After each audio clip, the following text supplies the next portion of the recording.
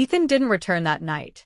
He drove aimlessly through the dimly lit streets of Willow Creek, his hands gripping the steering wheel so tightly that his knuckles turned white. He couldn't stop replaying the moment in his mind. Rachel's startled expression, Caleb's nervous silence, the thick tension that confirmed what words never had to say. He pulled over at the edge of town, parking beneath a flickering street lamp, and sat in silence. The truth had a way of stealing the air from his lungs. By morning, Ethan still hadn't come home.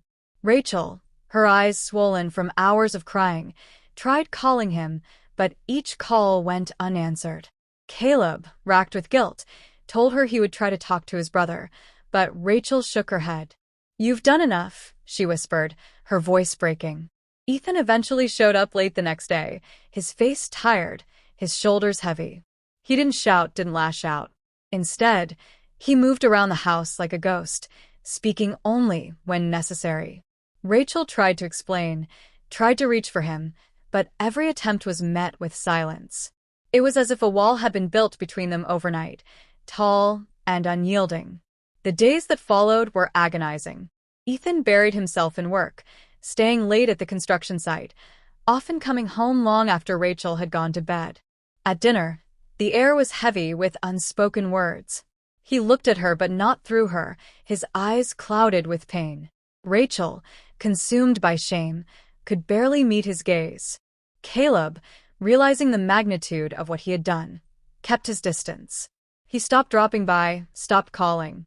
For the first time in his life, his charm and easy laughter deserted him. The guilt ate away at him, and he avoided not only Ethan but the rest of the family too. Yet the damage was already done.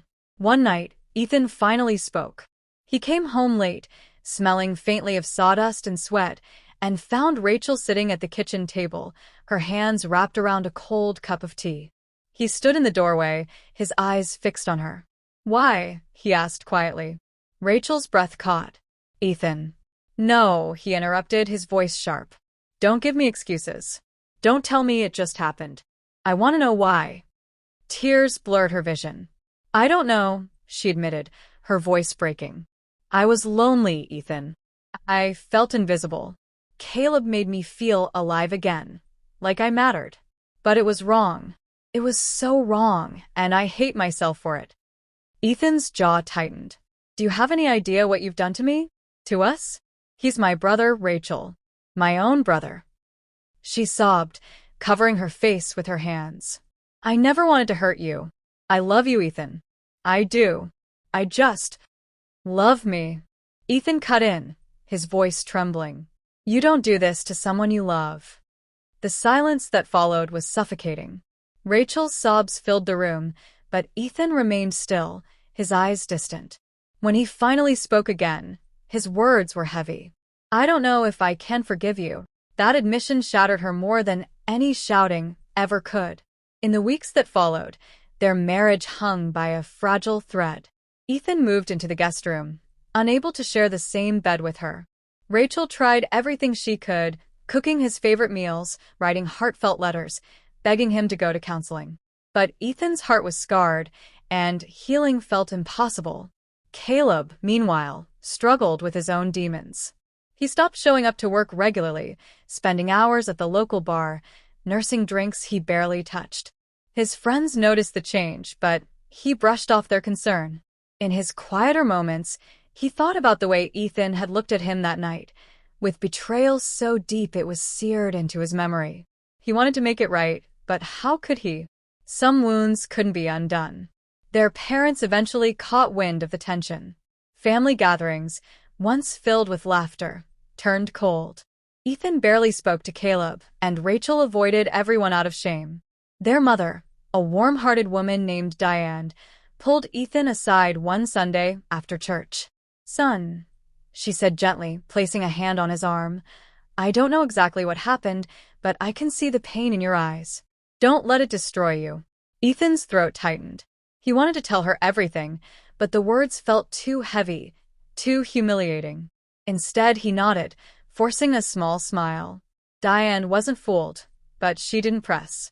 As autumn settled in, the once vibrant Miller family grew fractured. Rachel walked around like a shadow of herself. Caleb withdrew from everyone, and Ethan carried his pain like an anchor, dragging it wherever he went. One evening, after months of silence between the brothers, Caleb showed up at Ethan's house. Rachel wasn't home. She had gone to stay with her sister for the weekend, hoping space might help. Ethan opened the door, his expression hardening the moment he saw Caleb. "What do you want?" Ethan asked coldly. Caleb shifted uncomfortably, his hands shoved deep in his pockets. "I need to talk to you." Ethan moved to close the door, but Caleb stepped forward, his voice desperate. "Please, Ethan. "Just hear me out." Reluctantly, Ethan let him in. They stood in the living room, the silence between them louder than any words. Finally, Caleb spoke. "I'm sorry," he said, his voice breaking. "I know that doesn't fix anything, but you need to hear it. I betrayed you. I betrayed our family. And I'll carry that guilt for the rest of my life. I wish I could take it back, but I can't. All I can do is say I'm sorry and stay out of your way if that's what you want." Ethan stared at him, his eyes filled with anger and sorrow. "You didn't just betray me, Caleb. You destroyed everything I trusted. You took the one person I thought I could count on and turned her into a stranger." Caleb's shoulders slumped. "I know, and I'll regret it every day." For a long moment, Ethan said nothing. Finally, he turned away, his voice low. "Get out." Caleb nodded, his eyes glistening. Without another word, he left, the door closing softly behind him. Ethan sank onto the couch, burying his face in his hands. Forgiveness felt impossible, but so did carrying the weight of bitterness forever.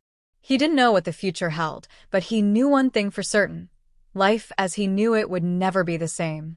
Rachel returned the next day, her face pale, her eyes searching for answers. "Did Caleb come by?" she asked hesitantly. Ethan nodded, but didn't elaborate. Rachel's lips trembled. "Ethan, please. I know I've broken us, but I don't want to lose you. Tell me what I can do." He looked at her for a long moment, his chest aching.